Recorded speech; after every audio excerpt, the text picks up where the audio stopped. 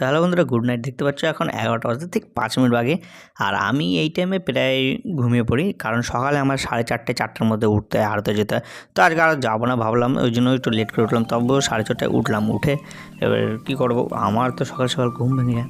তারপর উঠে দেখি আমাদের ঘরের আশেপাশে যেসব যারা আছে, ইনি সকাল হলে আমার ঘরের সামনে একদম থাকবে, যে ডাক দিলাম এসে চাটাচাটি করছে।